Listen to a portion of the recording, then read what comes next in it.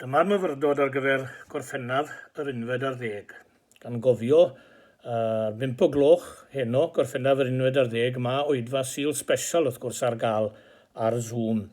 A dwi wedi anfon link allan i bawb gael ymuno yn yr oedfa honno.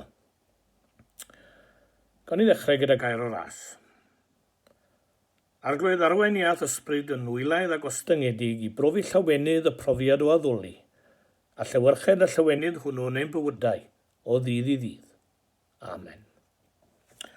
Dwi'n darllen cwpl bach o adnodau o'r llythyr cyntaf y Thessaloniad, penod 5.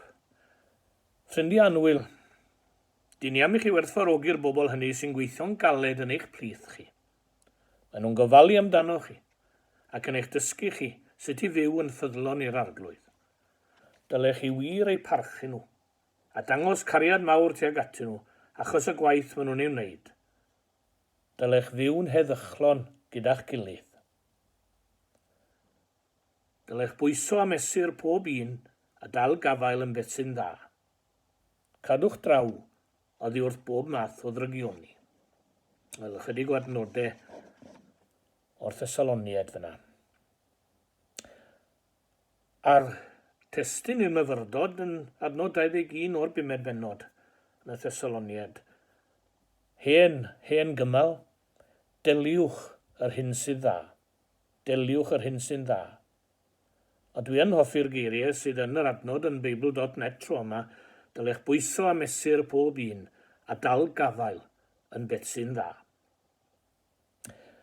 Daeth bachgen bach a tu fam unwaith a golwg anghyfforddus iawn arno fe. O weld yr olwg eog ar ei wyneb gofynodd i fam iddo beth oedd yn bod. Mam, chi'n gwybod y fas sy'n y parlwr, y fas honno sydd wedi throsglwyddo genhedlaeth i genhedlaeth yn ein teulu ni? Ie, medda'r fam. Wel, meddai, mae'r genhedlaeth hon wedi ei gollwng hi o'i law ac mae wedi torri. Trysor wedi ei golli oherwydd i'r genhedlaeth bresennol ei ollwng o'i law.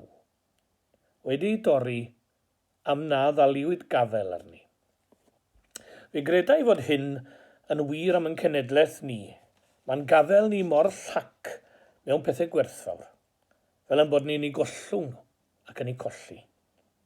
Roedd y tadau ni gweld mor werthfawr ac yn gymaint o drysorau fel y bod nhw am ei meddiannu a'i mwynhau. Trosglwyddwyd hwy ni, fel y gallen ninau yn ein tro ein pasio ymlaen i'r rhai ddaw ar ein gôl ni. Gobeithio nad stori'r crwt bach fydd ein stori ni. Mae o hyd yn ein meddiant drysorau, y dylem gydio ynddynt a dwy law.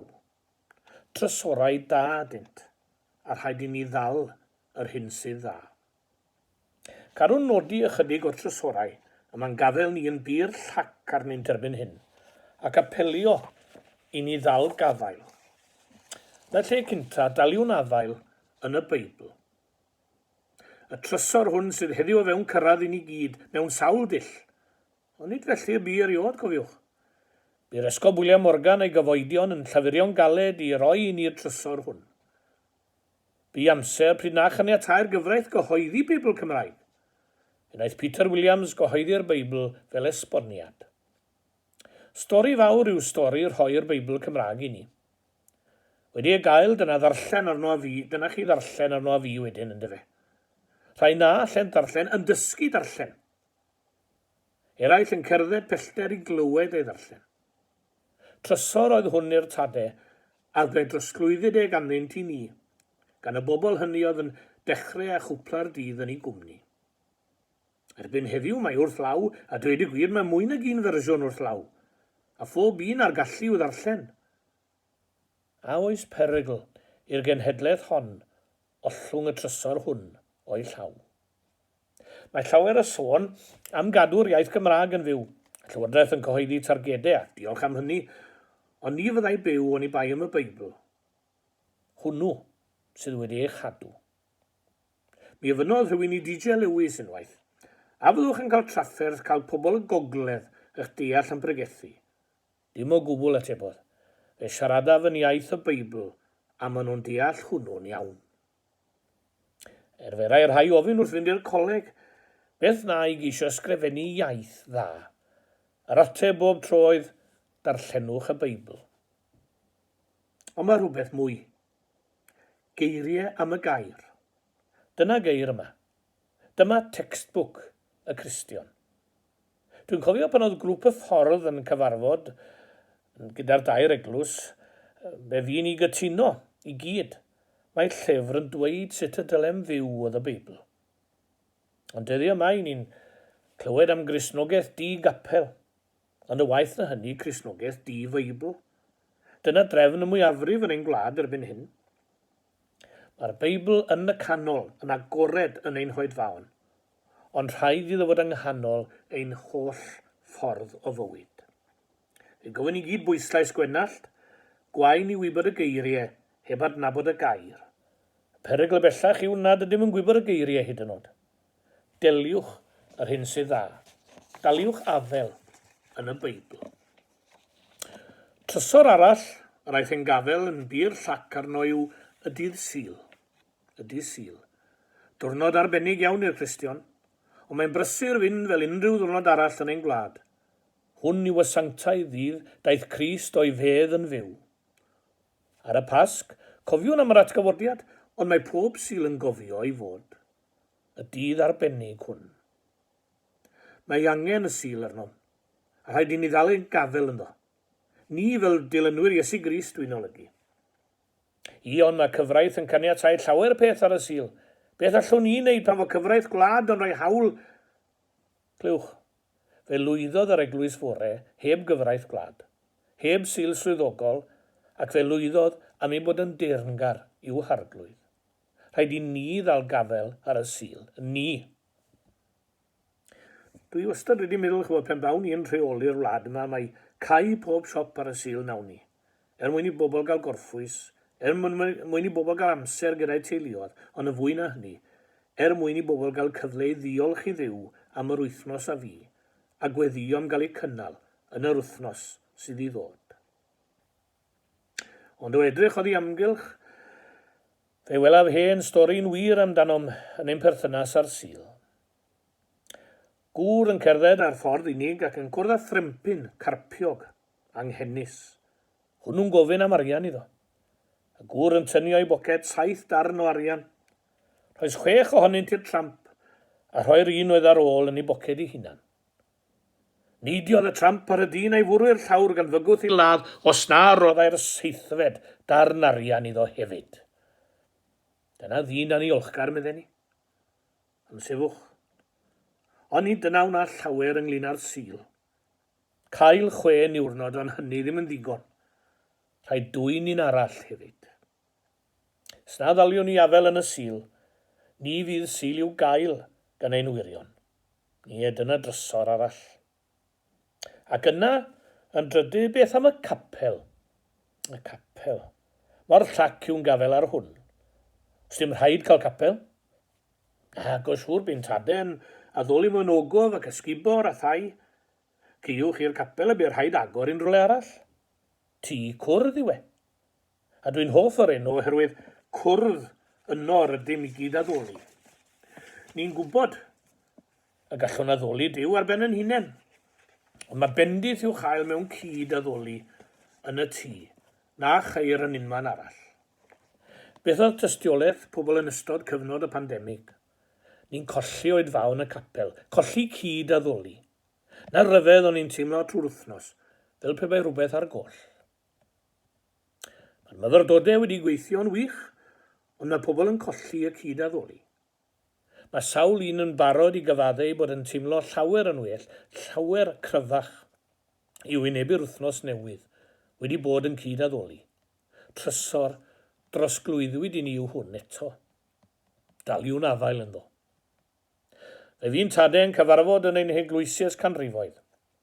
Mae tŷ cwrdd gyda ni am bod yna ddal gafel wedi bod gan ryw bobl. Gwair genhedlaeth fydd yn colli y gafel. Y pobl yn arfer gyrru o gwmpas i'r gar yn holi pa gapel yw hwnna. O, fanna'r fan. O, fanna'r oedd yn had yn mynd. Yn yr eglwys yna, cafodd y mam i magu. Roedd brawd yn had a drysorydd fanna. Erbyn heddi, Byddech chi'n holi ydych chi'n aelod yna? Wel na fyddai'r ateb yn amlwg. Wedi gollwng gafel. Mae'n gafel yn rhy lac hefyd heddiw mewn trysor a alwn ni yn y gydwybod anghydffurfiol. Y gydwybod anghydffurfiol.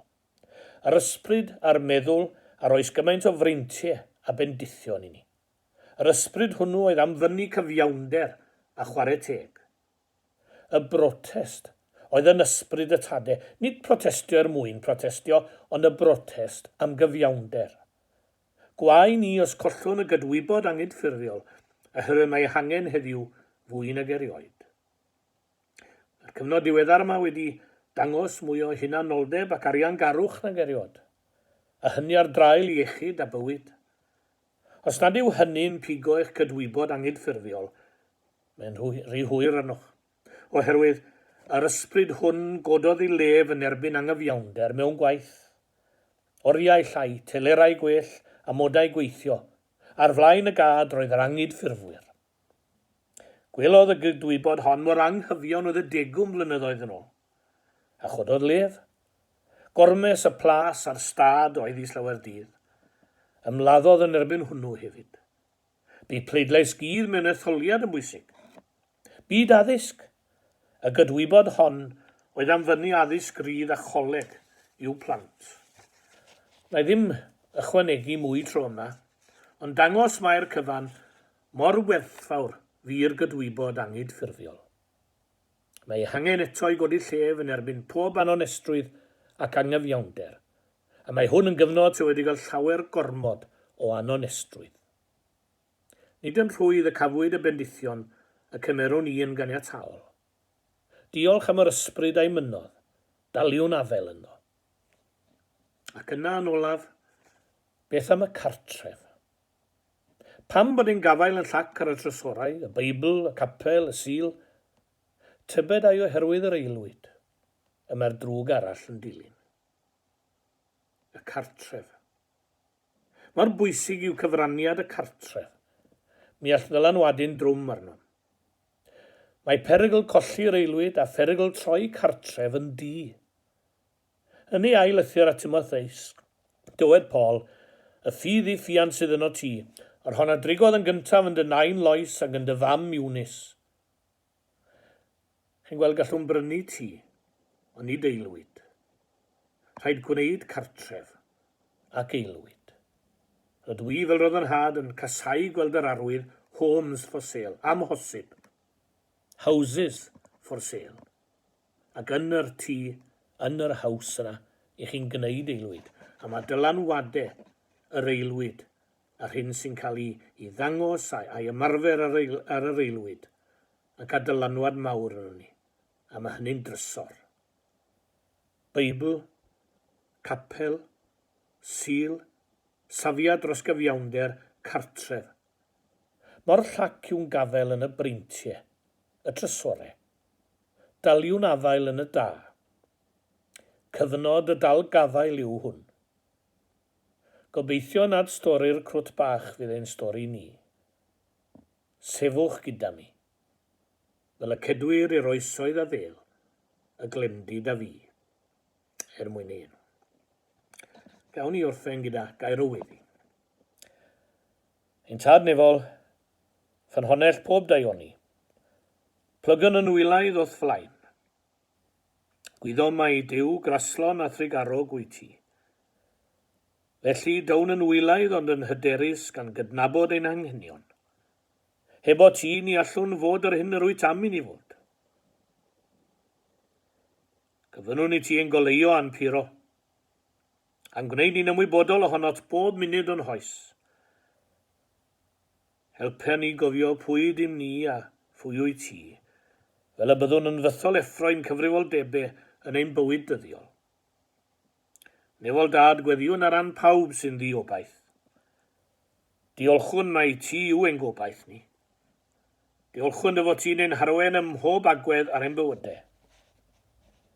Maddau ni'n bod mor aml yn anghofio dy fod ti yn ein gorchymyn i garu holl blant y llawr. Cyffeswn ein bod yn cael anhawster caru bobl sy'n byw'n wahanol i ni. Yn byd yn anghofio dy fod wedi creu pob gwryw a benyw ar dy lun a thelw dy hun. Helpa ni lawenhau nad oes dim yn amhosibl gyda thi, ac i fyw bywydau o gariad. Hwn yn y cyfan yn enw Iesu Grist ein gwaredwr. Amen.